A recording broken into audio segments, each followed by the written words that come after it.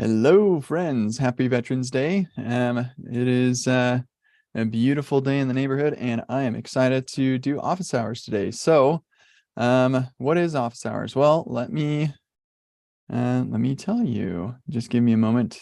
I will share my screen. All right. Awesome. Hey, that is different. So office hours is your opportunity every week, almost every week, to ask questions. So starting now, and here's the Zoom. And questions are asked in office hours or in this channel in Discord or in the Zoom directly. And I always give priority to people who are in the Zoom. So that is how that works. And then I'll just go through the list of questions that people have been asking throughout the week in the Discord. So we've got, is it Siam? Is that how you say your name? Yeah, it's Siam. Cool. Welcome. Yeah. Can I help you? Yeah, okay. So should I share my screen? Sure. Let me stop sharing and now you can. Okay. Just a second.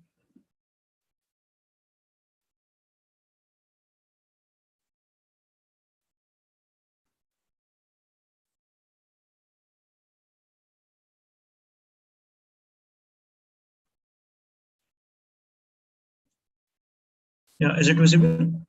I can see it. Yeah. So my question was, this is the code from your blog actually. I was reading it. So I'm using used callback here, and after clicking grab here, the candies are getting filtered here. Okay, but when I click grab again, then that candy also get filtered, but it shouldn't, because we are using empty dependency array here and nothing has been changed. So why it is getting filtered? So I got confused there. Yeah, sorry, I wasn't watching closely enough. When you hit grab, can you start over so I can watch the UX? Is it not doing what you expect it to do? So if you hit grab next to Snickers and Skittles, does it not do what you're expecting? Sorry? So hit grab next to Skittles.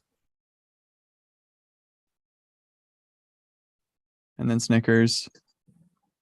So it's functioning properly. So what's wrong? Here we are using use callback, correct? So the function and dependency array is not changing, so that this function should not get fired again when I filtered grab, and when I filtered Milky Way, then Milky Way shouldn't get filtered. So that dispense, the value of dispense is a function.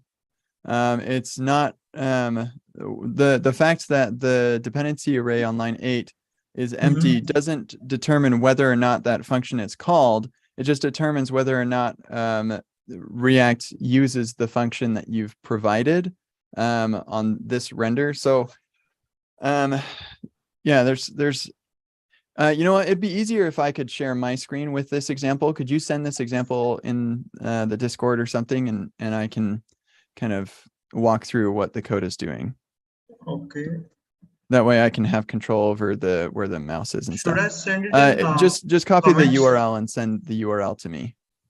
Should I send in comments, Zoom comments? Yeah, you could do it in there. Yeah.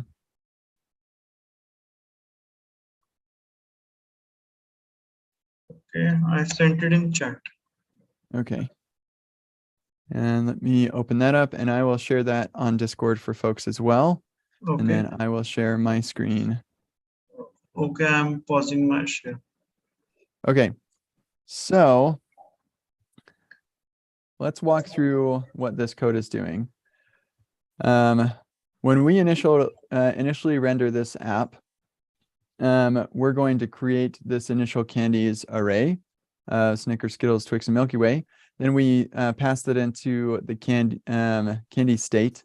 And then we create this function called dispense that will call set candies, and it will take all of the candies that are currently in state and filter those candies to get rid of the candy that matches the one that we call dispense with. And so then down in here, we're rendering some JSX. We have, if there are no candies, then we update the candies to refill. And then for each of the candies that there are, we'll have an on-click that says dispense candy. So what's happening with this use callback, or what happens every time we click grab, is that triggers a re-render of this component. So all this code is going to be called again every time. And we call this code brand new every time. And so in the process, we're creating a new function. And in fact, we can refactor this a little bit to say dispense source, maybe we could call it that, or like implementation, right? And so we could refactor this that way. That is exactly the same thing as what we had before. No change at all. It's exactly the same. So what's happening, forgetting about the use callback, every time this function is called, we're making a brand new dispense impl function. It's like brand new every time, just like we're making a brand new initial candies. And all these variables are created new. So the first time we've got a dispense impl, and then the second render, we've got another dispense impl. And then the third render, we have a third one. So we're making new instances of this function every render. And so what use callback is going to do is it's going to make sure that we only ever use the first instance of that function. And so even though we made a second instance on the second render, we just forget about it. We throw it away. We don't use it anymore because we're only ever going to use this first instance. That's what this use callback is doing. Now, sometimes you want to get the second instance or the third instance because that function is closing over variables, like versions of variables that are new. So like, for instance, this dispense impl is using this set candies function, right? So the first implementation or the first instance of dispense impl has access as pointing to this set candies variable. And then the second instance is going to point to a new set candies variable, and so on down the line. It just so happens that useState always returns the same function for set candies. And so that actually works out fine to always use the first instance, because all the instances that are created are all pointing to the same function. So it doesn't matter which instance you use, they're all going to be pointing to the same function anyway, so it's fine. And so that's why the ESLint rule isn't going to yell at you and say, hey, you're not including all your dependencies. Even though we do depend on this, the ESLint plugin knows that this thing is never going to change, so it doesn't make a difference. But if we were to take a prop here, like some other prop, and we needed to use that, now we're going to get a warning because it's saying, hey, we're making a bunch of new instances, and instance 1 is going to have a reference to the sum prop, but instance 2 is going to have a reference to a different sum prop, or at least we don't know what that's pointing. Maybe they're pointing the same thing, or maybe they're pointing to different things. But the fact is that if we reuse instance 1 every single time, we could be pointing to an old version of this some other prop. Like we need the new version of that. So that's what use callback is for, is to make sure that the function you get back. Oh, actually, yeah. So let's bring this. So that's the problem. That describes the problem. That's why like we're going to have different instances of this function, and old instances could point to old values. Okay, so use callback, the way that it works is it says, hey, React, here's a function, and I want you to give me back a function that I can call that will call this function. But I want to make sure that I don't unnecessarily use a new instance. And the reason that you would do that is if you were using you wanted to call this function inside of another thing that has a dependency array, like a React use memo or a use effect. So if we wanted to call dispense in use effect, then we would have to put dispense in that dependency array there. But if as you know, like or as good to know that use effect is going to rerun every time anything in the dependency array changes? Well, if we're making a new instance of dispense simple every single time, then that means use effect is going to run every single time. So that's not going to work. And so what use callback is going to do is it's going to say, I will always return the latest instance that will be relevant for the dependencies that this function has. So if we do pass this some other prop in here, and that some other prop is the same between two renders, then React is like, well, I don't need the second instance. I'll just return the first instance. And that means that we're not going to get a dependency change here because it's the first instance or the same one as the last time. So that is literally the only use case for use callback, period. The only time you would ever use a use callback is if you need to make sure that you don't unnecessarily use a new instance of the function. Does that answer your question? Yeah, got it. Fine. Yeah. Okay, cool. It is a little more complicated than I wish it was, but the fact is you don't often need to use callback, and you don't often need to use memo. And I've written about this in my blog post titled it's like use callback and use memo. Oh, just kidding. I guess I didn't. I don't remember what the URL for that is. So it's, oh, what? Okay, use callback. There it is. When to use memo and use callback.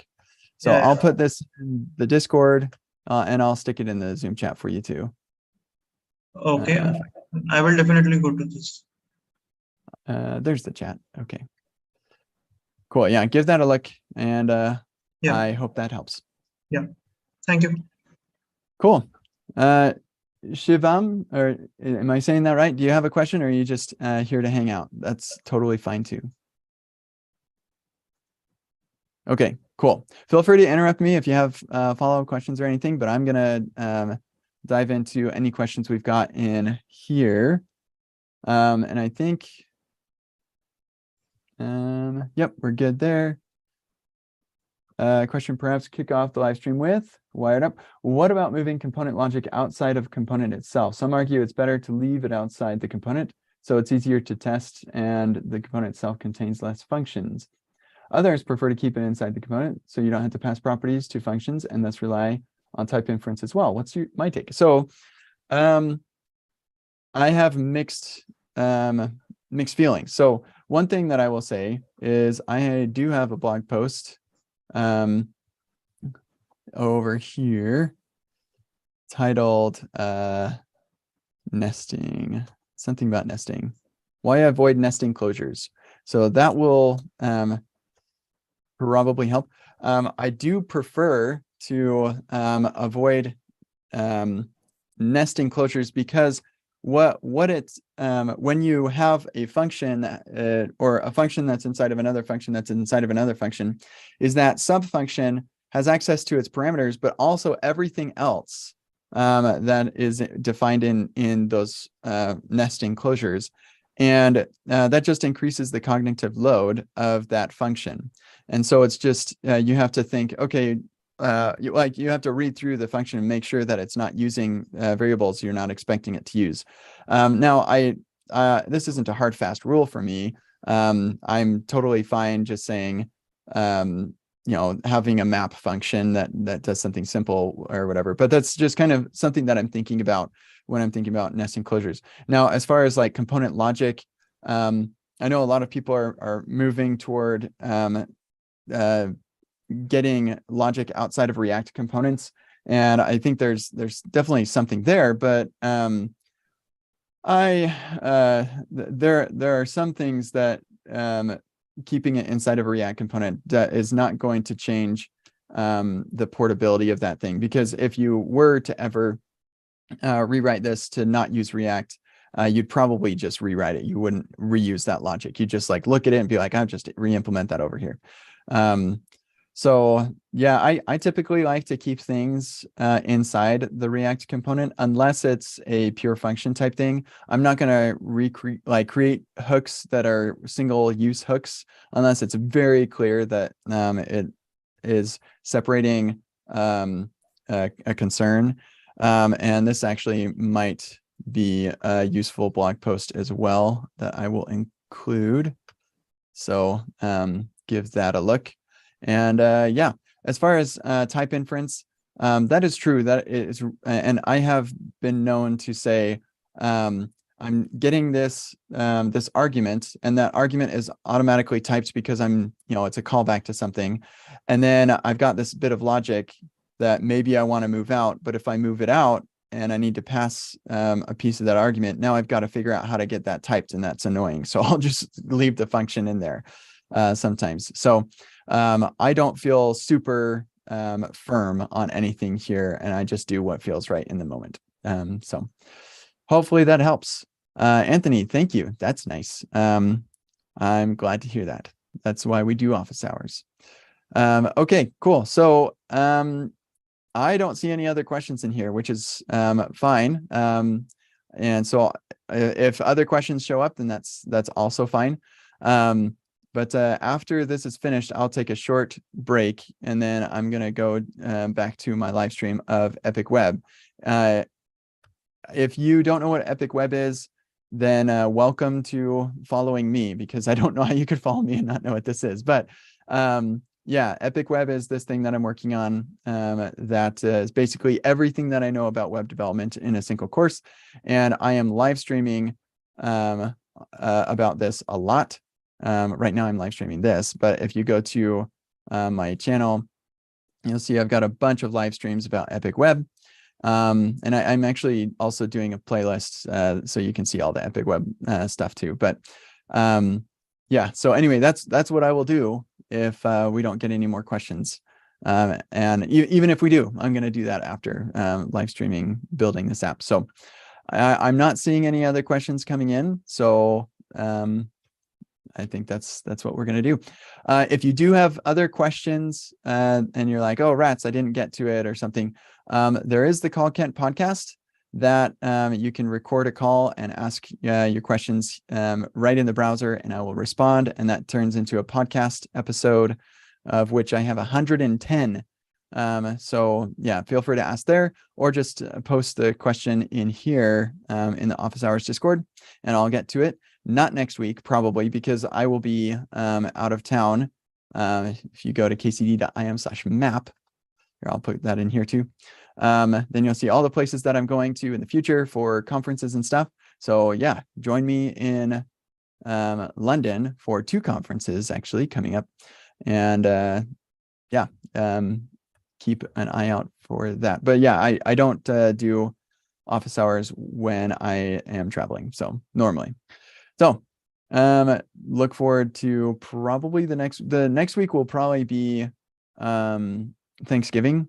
And so I may not, Thanksgiving's on a Thursday. So I might do office hours, but probably not, because I think I'll have family over. So it'll probably be 3 weeks until the next office hours. So looks like Anthony and Muddy are typing. So I will wait just a minute for them to finish typing before calling it a day. Hey, great to see you also. Oh, actually, you know what? You just reminded me, whoops, of your question that you asked here. And you were going to ask maybe on office hours or call. So I will just answer it right here. So the question that you asked went over React course for the 3rd time. Missed a lot of things. But when I finish the work, I feel like I'm good, but I'm not good, and I need to learn TS or any topic, but I can't. I finished work and I said I'm good, and I went to social media or out just to not learn. Please, how do I solve this issue? I'm not sure I understand the question. So from what I get, you feel like the concepts are not landing for you for some reason. That's what I'm taking out of that question. And my answer would be that I actually have a blog post that is how to get experience as a software engineer. So I would recommend that you take a look at that. Also, there's another one that I was gonna,